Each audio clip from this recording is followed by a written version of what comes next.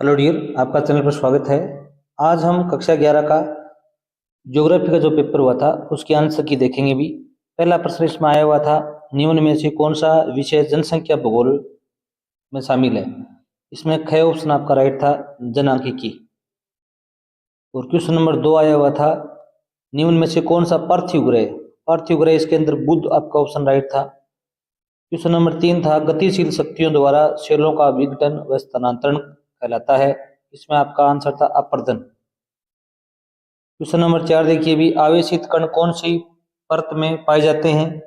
इसमें आपका आंसर सही था आयन मंडल में, इसमें भी आयन मंडल में। और क्वेश्चन नंबर 5 देखिए भी, वायुमंडल में सर्वाधिक ऊंचाई पर कौन से बादल पाए जाते हैं। इसमें आपका आंसर था पक्षाब, गए ऑप्शन राइट था। अगर आप चैनल पर नए हैं, चैनल को जरूर सब्सक्राइब कर लीजिए। हमारे इसी चैनल पर आपके सभी पेपरों का हल उपलब्ध है। क्वेश्चन नंबर 6 देखिए भी, सौर विकिरण किस रूप में पृथ्वी पर पहुंचती है भी। लघु तरंगों के रूप में पहुंचती है। विश्व का सबसे बड़ा और गहरा महासागर कौन सा है भी, ये प्रशांत महासागर है। इजी प्रश्न था। और भारत का स्थलीय सीमा की लंबाई कितनी है, 15,200 है। निम्न में से कौन सा प्रवाल द्वीप नहीं है। लक्षद्वीप है, अमिनी द्वीपी है, मिनिकॉय है। अंडमान निकोबार द्वीप समूह ज्वालामुखी निर्मित द्वीप है। क्वेश्चन नंबर 10 देखिए भी, निम्न में से किस नदी पर भाखड़ा नांगल बांध बनाया गया है। ये सतलज नदी पर है। और रिक्त स्थान की पूर्ति कीजिए, ये प्रश्न हम अलग वीडियो में अध्ययन करते हैं। 11 नंबर प्रश्न आपका रिक्त स्थान वाला आया हुआ था, विशाल मैदान में नई तल छट व काम मिट्टी से बने हुए निचले मैदान क्या कहलाते हैं भी, खादर कहलाते हैं। ये खादर भरना था आपको। और क्वेश्चन नंबर 12 देखिए भी, धरातल पर सामान्यतः कितने मीटर की ऊंचाई पर 1 डिग्री सेल्सियस तापमान कम हो जाता है भी, 165 मीटर की ऊंचाई पर। क्वेश्चन नंबर 13 था, शीतकाल में होने वाली माउट जिन आर्द्रकोणों द्वारा होती है वे क्या कहलाती है भी, पश्चिमी विक्षोभ कहलाती हैं। और आपका 14 नंबर प्रश्न था कि 50 सेंटीमीटर से कम वर्षा वाले क्षेत्रों में पाए जाने वाले वन क्या कहलाते हैं भी, उष्ण कटिबंधीय कांटेदार वन। उष्ण कटिबंधीय कांटेदार वन। और क्वेश्चन नंबर 15 देखो भी, माजुली द्वीप असम में जो सबसे बड़ा नदी द्वीप है, किस नदी पर स्थित है भी, ब्रह्मपुत्र नदी पर। कहाँ भी, ब्रह्मपुत्र नदी आपको भरना था। वायुमंडल में सर्वाधिक मात्रा में पाई जाने वाली गैस कौन सी है भी, नाइट्रोजन 78%। और क्वेश्चन नंबर 17 देखो भी, महासागरीय जल की औसत लवणता लगभग कितने प्रतिशत है भी, 35% है। कितनी भी, 35%। और क्वेश्चन नंबर 18 देखिए भी, भारत की मुख्य जलवायु किस प्रकार की है। आप बताएंगे इसका उष्ण कटिबंधीय मानसूनी जलवायु। और क्वेश्चन नंबर 19 देखो भी, भूगोल के किसी एक अध्ययन क्षेत्र का नाम बताइए। इसमें आप भौतिक भूगोल बता सकते थे। क्वेश्चन नंबर 20 देखिए भी, अपक्षय क्या चीज है भी। अपक्षय को अंग्रेजी में कहते हैं वेदरिंग, का अर्थ है वायुमंडलीय कारकों, तापमान, वर्षा, हवा द्वारा चट्टानों का अपने स्थान पर टूटकर छोटे टुकड़ों में बिखरना या घुलना क्या कहलाता है, अपक्षय कहलाता है। ये एक स्थिर प्रक्रिया है। 21 नंबर प्रश्न था, चक्रवात क्या होता है। चक्रवात समुद्र के ऊपर बनने वाला एक विनाशकारी और तीव्र घूमता हुआ तूफान है, जिसमें केंद्र में कम दबाव और बाहर उच्च दबाव होता है। ये बात आपको लिखनी थी। डेल्टा किसे कहते हैं भी, डेल्टा नदी के मुहाने पर बनने वाली एक त्रिभुजाकार या पंखे के आकार की बुआ करती है। जब नदी किसी समुद्र, महासागर या झील में गिरती है तो उसकी गति धीमी हो जाती है और वह अपने साथ लाई गई मिट्टी, रेत, अवसाद को वहां जमा कर देती है। यह निक्षेपण उपजाऊ मैदानी क्षेत्र बनाता है, जिसे डेल्टा कहा जाता है। और 23 नंबर प्रश्न है, कार्स्ट स्थलाकृति किसे कहते हैं भी। कार्स्ट स्थलाकृति है वो चूना पत्थर, डोलोमाइट या जिप्सम जैसी घुलनशील चट्टानों के भूमिगत जल द्वारा घुलने से बनी एक विशिष्ट आकृति होती है। यह आपको आंसर लिखना था। 24 नंबर प्रश्न देखिए भी, तापमान का व्युत्क्रमण क्या होता है भी। इजी प्रश्न था, एक ऐसी मौसम संबंधी घटना इसमें सामान्य पैटर्न के विपरीत ऊंचाई के साथ तापमान घटने के बजाय बढ़ जाता है। ठीक है, वैसे सामान्यतः 165 मीटर की ऊंचाई पर 1 डिग्री सेल्सियस तापमान घटता है, परंतु यहाँ बढ़ जाता है। प्रश्न संख्या 25 देखिए भी, जैवमंडल किसे कहते हैं भी। जैवमंडल है पृथ्वी की सतह के आसपास का वह संकीर्ण क्षेत्र है जहाँ स्थल, जल, वायु मिलकर जीवन को संभव बनाते हैं। यह लगभग 30 किलोमीटर मोटी जीवनदायिनी परत है, जिसमें सूक्ष्म जीवों से लेकर विशालकाय जीवों तक सभी जीवित प्राणी और उनके पर्यावरण शामिल हैं। और क्वेश्चन नंबर 26 आया हुआ था आपका कि अमर आम की बौछार या अमर वर्षा से क्या तात्पर्य भी।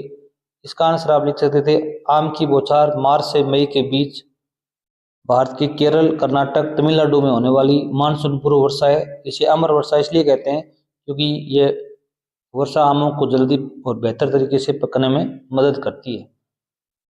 प्रश्न संख्या 27 देखिए भी जीवमंडल निश्चय को परिभाषित करें। जीवमंडल निश्चय क्या चीज है भी।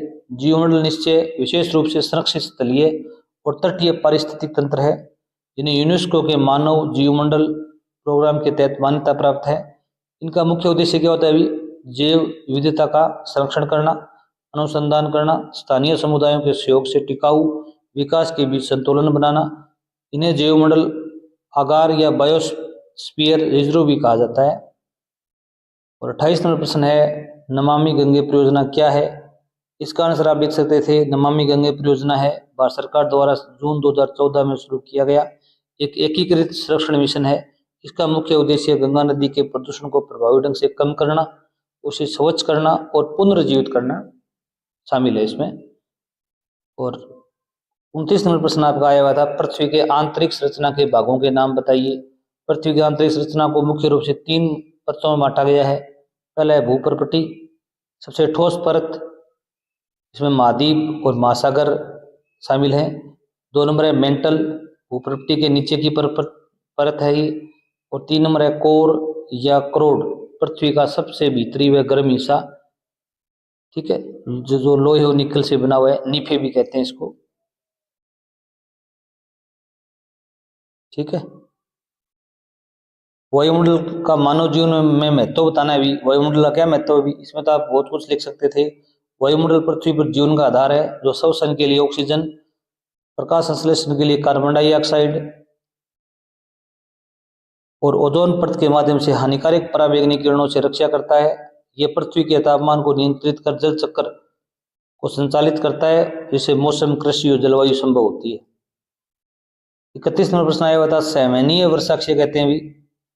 सैमनीय वर्षा वह वर्षा है जो सूर्य की गर्मी से धरातल के गर्म होने पर ऊपर उठने वाली गर्म और नम हवा के कारण होती है। गर्म हवा हल्की होकर ऊपर उठती है, ठंडी होकर संघनित होती है और मूसलाधार बारिश करती है। ये आमतौर पर भूमध्य रेखीय क्षेत्रों में दोपहर के समय होती है, लगभग 2 बजे होती है। मोस्ट इंपोर्टेंट अच्छा प्रश्न था ये। क्वेश्चन नंबर 32 देखिए भी ग्रीन हाउस प्रभाव किसे कहते हैं भी। ग्रीन हाउस प्रभाव है एक प्राकृतिक प्रक्रिया है जिसमें वायुमंडल में मौजूद गैसें, ठीक है, जैसे carbon dioxide, methane, N2O, CFC सूर्य की गर्मी को रोककर पृथ्वी की सतह को गर्म रखती हैं। यह एक कंबल की तरह कार्य करता है जो पृथ्वी का औसत तापमान लगभग बनाए रखने में मदद करता है जिससे जीवन संभव है, अन्यथा जीवन संभव नहीं होता। क्वेश्चन नंबर 33 देखो भी प्रवाल द्वीप से कहते हैं भी, उदाहरण सहित बताना है आपको।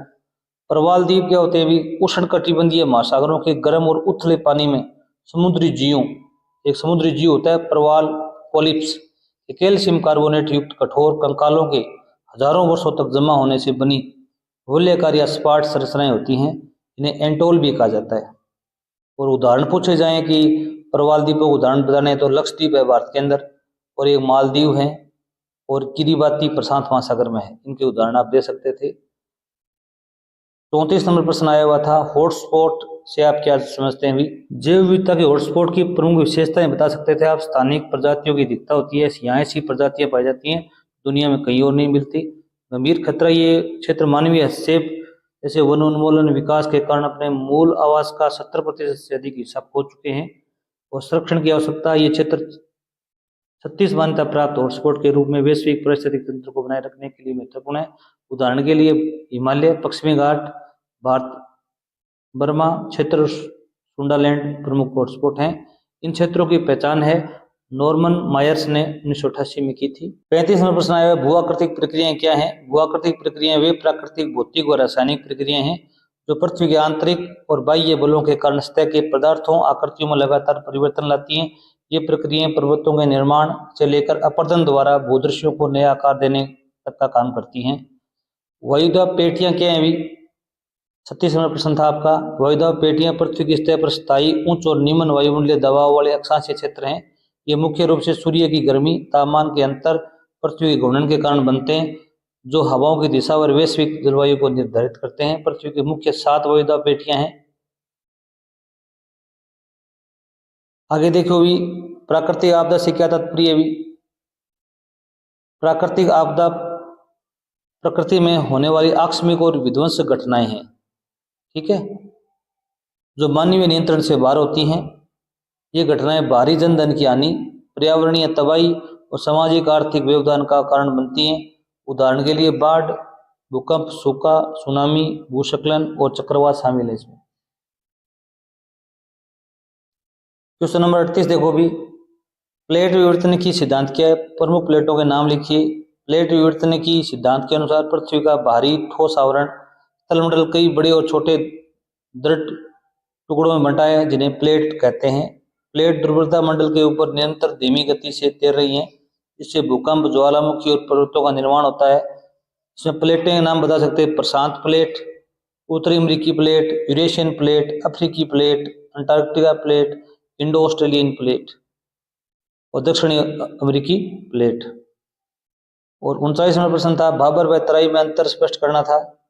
भाबर और तराई हिमालय के दक्षिण में स्थित उत्तरी मैदानों के दो भिन्न भौगोलिक क्षेत्र हैं।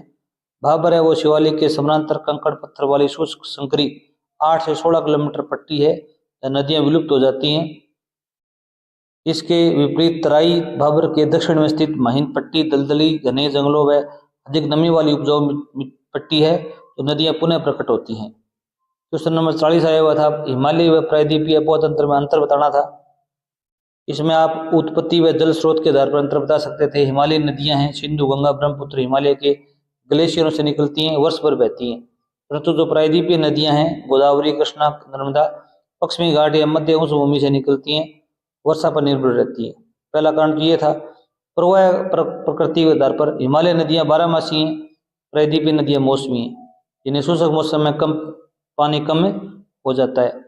मार्ग और घाटियां, हिमालय नदियां व्यवस्था में हैं, गहरे गोर्ज बनाती हैं, अपने मार्ग में बहुत अधिक अपरदन करती हैं। प्रायद्वीपीय नदियां परिपक्व अवस्था में हैं, छिछली घाटियों व सीधे रास्तों से बहती हैं। डेल्टा, हिमालय नदियां बंगाल की खाड़ी में गिरने से पहले सुंदरवन जैसा विशाल डेल्टा बनाती हैं।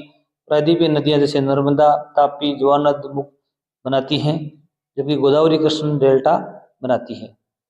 अपोह तंत्र का आकार, हिमालय नदियों का जलग्रहण क्षेत्र बड़ा है, प्रायद्वीपीय नदियों का छोटा है। अपोह प्रणाली कैसी है भी, हिमालय नदियां पूर्ववर्ती हैं, अर्थात हिमालय के उत्थान से पहले बह रही हैं, जबकि प्रायद्वीपीय नदियां अनुवर्ती हैं। 41 नंबर प्रश्न आया था, वायुमंडल की संरचना और वनस्पति के बीच संबंध की व्याख्या कीजिए। तो इसमें आप लिख सकते थे, वायुमंडल की संरचना गैसों का मिश्रण, ओजोन परत और वनस्पति के बीच गहरा परस्पर संबंध है। पौधे प्रकाश संश्लेषण के लिए ग्रहण कर छोड़ते हैं, जिससे वायुमंडल का संतुलन बना रहता है। ओजोन परत हानिकारक पराबैंगनी किरणों को रोककर पौधों की रक्षा करती है, जबकि अधिकता से ग्रीन हाउस प्रभाव से तापमान बढ़ता है, तो वनस्पतियों के प्रकार को प्रभावित करता है। आगे देखो भी, वायुमंडल और वनस्पति के बीच उनके संबंध क्या है भी। प्रकाश संश्लेषण और अवशोषण, वनस्पति वायुमंडल से कार्बन डाइऑक्साइड लेकर प्रकाश संश्लेषण करती है और ऑक्सीजन छोड़ती है, तो वायुमंडलीय गैसों का संतुलन बनाए रखने में महत्वपूर्ण है। ओजोन परत की सुरक्षा भी करती है। समताप मंडल में मौजूद ओजोन परत सूर्य से आने वाली हानिकारक पराबैंगनी किरणों को अवशोषित कर पौधों और जीव जंतुओं के स्वास्थ्य की रक्षा करती है। कार्बन का अवशोषण भी होता है। पौधे और मृदा वातावरण से कार्बन डाइऑक्साइड के एक बड़े हिस्से को अवशोषित करते हैं, जिससे ग्लोबल वार्मिंग कम करने में मदद मिलती है। और जल चक्र वाष्प उत्सर्जन, वनस्पति वायुमंडल में नमी और छोड़ती है, बादल बनते हैं और वर्षा के लिए जिम्मेदार हैं। तापमान का प्रभाव भी पड़ता है वायुमंडल में, और ग्रीन हाउस गैसों की मात्रा बढ़ने से तापमान में वृद्धि होती है, जो पौधों की वृद्धि और उनके वितरण को सीधे प्रभावित करती है।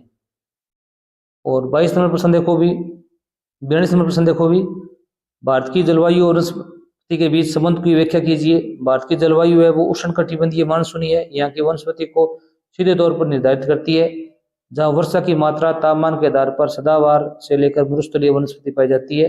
उच्च वर्षा है वो 200 सेंटीमीटर से अधिक वाले क्षेत्रों में सदाबहार वन, मध्यम वर्षा वाले क्षेत्रों में पर्णपाती वन और शुष्क वर्षा वाले क्षेत्रों में कंटीली झाड़ियां पाई जाती हैं जो जलवायु के साथ वनस्पति के गहरे संबंध को दर्शाती हैं।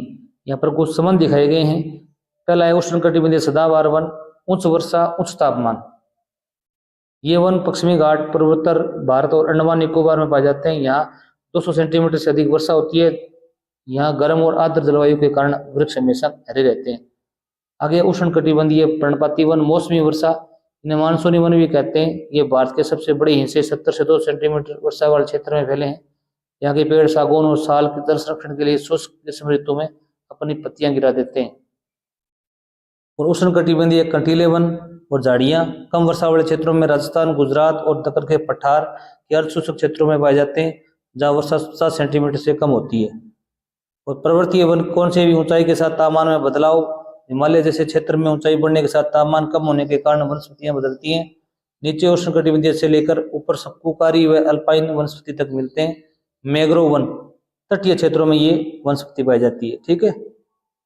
सुंदरवन जैसे डेल्टाई व तटीय क्षेत्रों में जहाँ ज्वारीय है पानी खारी मिट्टी होती है, मैंग्रोव वन पाए जाते हैं। 43 नंबर प्रश्न है वायुमंडलीय परिसंचरण की प्रक्रिया समझाइए।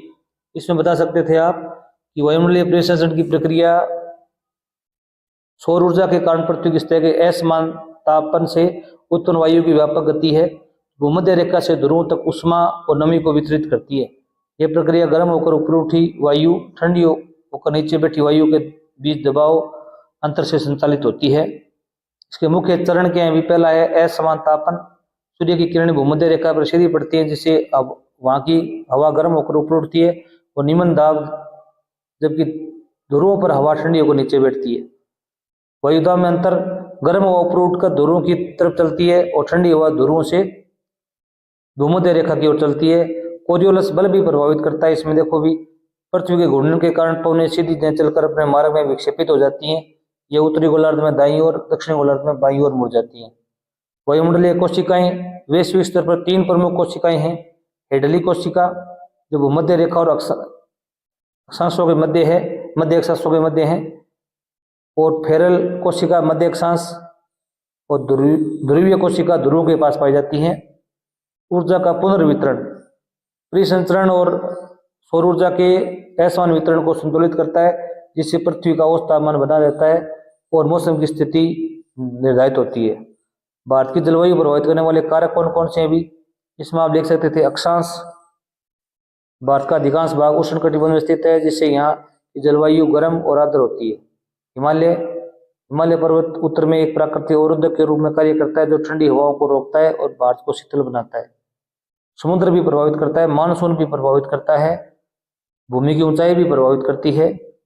इसके अथवा में एक प्रश्न आया हुआ था कि महासागरीय जल की गतियों का वर्णन करना था आपको। महासागरीय जल की 3 गतियां हैं। पहली है तरंगें, ये जल की सतह पर चलने वाली लहरें हैं जो हवा के कारण उत्पन्न होती हैं। दूसरा नंबर है ज्वार भाटा, टाइड्स, ये चंद्रमा और सूर्य के गुरुत्वाकर्षण बल के कारण होती हैं। इससे जल का स्तर बढ़ता है और घटता है। 3 नंबर है समुद्री धाराएं, ओशन करंट्स, ये जल की धाराएं होती हैं जो महासागरों में चलती हैं, हवा, तापमान और लवणता के कारण उत्पन्न होती हैं। इन गतियों का महासागरों के जलवायु, मौसम और पारिस्थितिकी पर बहुत बुरा प्रभाव पड़ता है। अब मैप देखिए भी आपका लास्ट प्रश्न था भारत के मानचित्र में निम्नलिखित को दर्शाना था। कर्क रेखा भारत के बिल्कुल मध्य से गुजरती है। थार का मरुस्थल आपको पता ही है, ठीक है। और पश्चिमी घाट है वो भारत के इधर साइड में है, ठीक है। और बंगाल की खाड़ी, इस प्रकार भारत का जो मैप है यहाँ पर बंगाल की खाड़ी है और यहाँ पर ये राजस्थान में ये थार का मरुस्थल यहाँ पर थार है, ये अरावली पर्वतमाला है यहाँ पर, और गंगा नदी है वो भारत के मध्य से गुजरती है। आप बता सकते थे। धन्यवाद।